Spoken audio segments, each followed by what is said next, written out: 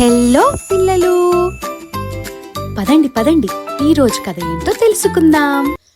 అనగనగా ఒక చిన్న గ్రామం. దొంగల భయంతో అందరూ అప్రమత్తంగా ఉన్నారు. ఆ ఊరిలోనే ఉన్నాడు తెలివైన రామలింగడు. తన ఇంటికి కూడా దొంగ రాక తప్పదని తెలిసి తన భార్యతో కలిసి ఒక పథకం వేశాడు. ఒక అగ్గిపెట్టెలో తేలు పెట్టి దానిని అల్మారాలో దాచారు. ఆ రాత్రే దొంగ ఇంట్లోకి వచ్చాడు.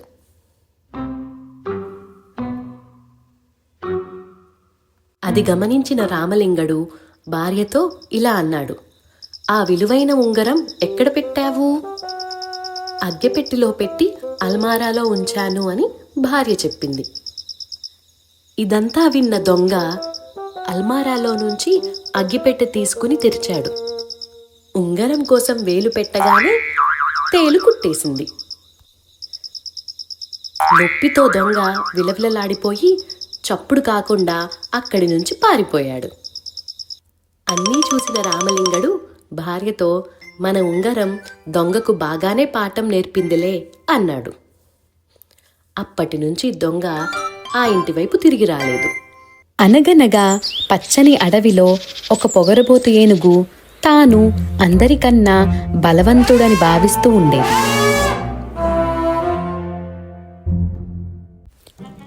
తనకు ఎదురైన ప్రతి జంతువుని ఆట పట్టిస్తూ ఉండేది. ఒకరోజు తనకు ఎదురుగా వచ్చిన ఒక కుందేలుని, "నీవు నాకన్నా చాలా చిన్నవాడవు, నేనే నీకన్నా బలవంతుడను" అని ఎగతాళి చేసింది. కొంత దూరం వెళ్ళాక ఒక చిలకను చూసి, "నువ్వు చాలా బలహీనంగా ఉన్నావు" అని నవ్వుకుంది. ఆ తరువాత తాబేలును, "నువ్వు ఎంత నిదానంగా ఉంటావు, ఇలా ఎలా జీవిస్తావు" అని ఆట పట్టించింది. ఇలా ఎవరు ఎదురుపడినా ఎగతాళి చేస్తూ నవ్వుతూనే ఉండేది.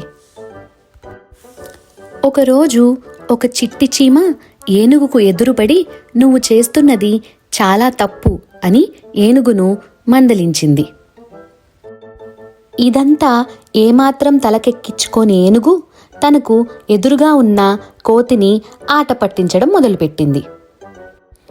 ఇదంతా గమనించిన చిన్న చీమ, "నేను ప్రపంచంలోనే చిట్టి జంతువుని కావచ్చు, కానీ దీనికి బుద్ధి చెప్పాలి" అని నిర్ణయించుకుంది. ఏనుగు కోతిని ఆట పట్టిస్తున్నప్పుడు ఏనుగుకి తెలియకుండా నెమ్మదిగా చీమ దాని కాళ్ళ మీద ఎక్కి పైకి పైకి ప్రయాణించింది. చివరికి దాని చెవి దగ్గరికి చేరి స్వల్పంగా కుట్టింది. దానితో ఏనుగుకు నొప్పి వచ్చి డాన్స్ చేస్తూ గట్టిగా అరవడం మొదలుపెట్టింది. కొంతసేపటికి ఏనుగుకు తలపై చీమ ఉందని తెలిసింది. వెంటనే భయంతో, "ఇంక నువ్వు కిందకి రా, దయచేసి నన్ను క్షమించు" అని వేడుకుంది. చీమ కిందకు వచ్చి, "ఎవ్వరినీ తక్కువగా చూడకూడదు, బలం ఉన్నంత మాత్రాన ఎవ్వరినీ బాధ పెట్టే హక్కు మనకి లేదు" అని బుద్ధి చెప్పింది. ఏనుగు తన తప్పు అర్థం చేసుకుని చీమకు మరియు అందరికీ క్షమాపణ చెప్పింది. ఈ కథ మనకేం చెప్తోందంటే, పెద్దవాడిగా ఉండటం గొప్ప కాదు, ఇతరులను గౌరవించడం, దయగా ఉండటమే నిజమైన గొప్పతనం. ఒక అందమైన రాజ్యంలో పెద్ద పెద్ద భవనాలతో, రంగుల పువ్వులతో నిండిన ఒక రాజ్మహల్ ఉండేది. ఆ రాజ్మహల్లో చిన్నారి రాకుమారి అయిన మీరా నివసించేది. ఒకరోజు రాజుగారు తన కుమార్తె మీరాకు ఒక అందమైన బహుమతి ఇచ్చారు. అది ఒక మెరిసే రంగుల గౌను. ఆ గౌను మెరుస్తూ వెలుగులు వెదజల్లుతూ ఎంతో అందంగా ఉంటుంది. మీరా ఆ డ్రెస్ వేసుకుని అద్దంలో చూసుకుంటూ తిరుగుతూ నవ్వుతూ ఎంతో సంతోషించింది. "వావ్, నేను ఎంత అందంగా ఉన్నాను" అనుకుంది. మీరా రాజ్మహల్ అంతా తిరుగుతూ తన డ్రెస్ చూపించింది. సేవకులకు కూడా చూపిస్తూ గర్వంగా నడిచింది. అప్పుడే ఒక చిన్న పువ్వుల పరి పూలు తీసుకుని ఎగురుతూ వచ్చింది. అనుకోకుండా అది జారి కింద పడిపోయింది. పరి బాధతో ఏడవడం మొదలుపెట్టింది.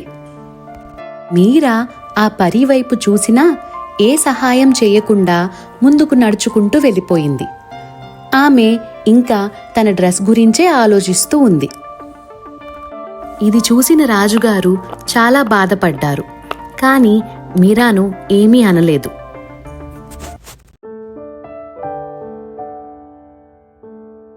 ఆ రోజు రాత్రి రాజుగారు మీరాతో మెల్లగా మాట్లాడారు. ఇతరులు బాధలో ఉన్నప్పుడు సహాయం చేయాలి, అలా పట్టించుకోకుండా వెళ్ళిపోకూడదు అని చెప్పారు. ఆ మాటలు విన్న మీరా చాలా బాధపడింది. తను చేసిన తప్పు తనకు అర్థమైంది.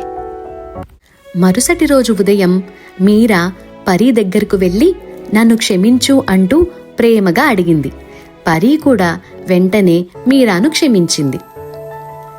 అంతే, అప్పుడు మీరా డ్రెస్ చుట్టూ వెలుగులతో మరింత ప్రకాశంగా మెరిసింది.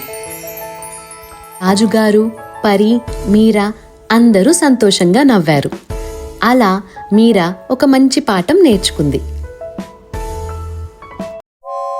అనగనగా ఒక ఊరిలో రామయ్య తన మేకను తీసుకుని అడవి మార్గంలో వెళ్తున్నాడు. అది చూసిన 3 దొంగలు ఎలా అయినా ఆ మేకను దొంగలించాలి అనుకున్నారు. అందుకోసం ఆ 3 కలిసి ఒక పథకం వేశారు. మొదటి దొంగ రామయ్య దగ్గరకు వచ్చి, అయ్యా, మీ కుక్క చాలా బాగుంది అన్నాడు. రామయ్య కోపంగా, ఇది మేక, నీకు అది కూడా తెలియదా అన్నాడు. కొంచెం ముందుకు వెళ్ళాక రెండో దొంగ వచ్చి, ఈ గుర్రం మీద ఎక్కి వెళ్ళొచ్చుగా అన్నాడు. రామయ్య ఆశ్చర్యపోయాడు. ఇది మేక కదా అనుకున్నాడు. మరికొంత దూరం వెళ్ళాక మూడో దొంగ వచ్చి, ఈ గాడిదను ఎందుకు వెంట తీసుకెళ్తున్నారు అన్నాడు. ఇది విన్న రామయ్యకు అంతా అయోమయంగా అనిపించింది. ఇప్పుడు రామయ్యకి భయం వేసింది. 3 3 రకాలుగా చెబుతున్నారు, ఇది నిజంగా ఏదో వింత జంతువేమో అని అనుకుని భయంతో మేకను అక్కడే వదిలేసి పారిపోయాడు. అదే అవకాశం చూసి 3 దొంగలు నవ్వుకుంటూ మేకను తీసుకెళ్లిపోయారు. అది ఒక అందమైన మాయా సముద్రలోకం. ఆ లోకంలో ఒక రాజు, ఒక రాణి, వారి ముద్దుల యువరాణి ఉండేవారు. ఆ యువరానికి ఎప్పుడూ ఒక కోరిక, సముద్రంపై ఉన్న ప్రపంచం ఎలా ఉంటుందో చూడాలి అని. ఒకరోజు ఆమె తన తండ్రిని సముద్రంపైకి వెళ్ళడానికి అనుమతి అడిగింది. కానీ ఆ రాజు అనుమతి ఇవ్వలేదు. దానితో ఆ యువరాణి ఎవ్వరికీ చెప్పకుండా చాటుగా సముద్రంపైకి వెళ్ళింది. పైన ఉన్న ఆకాశం, మేఘాలు, పక్షుల్ని చూసి యువరాణి చాలా సంతోషించింది. అంతలో అక్కడికి ఒక చేపలు పట్టేవాడు వచ్చాడు. ఆ యువరాణిని చూసి అతను ఆశ్చర్యపోయాడు. యువరాణి కూడా ఆ చేపలు పట్టే అతనిని ఆశ్చర్యంగా చూసింది. వెంటనే అతడు ఆమెను పట్టుకోవడానికి అతని దగ్గర ఉన్న చేపల వల ఆమెపై విసిరబోయాడు. అదే సమయంలో పెద్ద అలలు వచ్చాయి. ఆ యువరాణి తెలివిగా తప్పించుకుని మళ్ళీ సముద్రంలోకి వెళ్ళిపోయింది. ఇంతలో మాయా సముద్రలోకంలో రాజు రాణికి యువరాణి కనిపించట్లేదు అన్న విషయం తెలిసింది. వాళ్ళిద్దరూ ఆందోళనగా వెతకడం మొదలుపెట్టారు.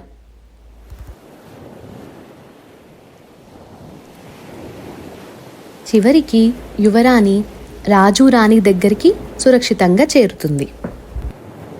భయంతో కన్నీళ్లు పెట్టుకున్న యువరాణిని చూసి రాజు ప్రేమగా ఆమెను దగ్గరికి తీసుకుంటాడు. ఇంకెప్పుడూ ఒంటరిగా వెళ్ళకూడదు అని నెమ్మదిగా చెప్తాడు. అలా ఆ రోజు యువరాణి ఒక పాఠం నేర్చుకుంది. ఆసక్తి మంచిదే, కానీ జాగ్రత్త ముఖ్యం. Please like, share and subscribe.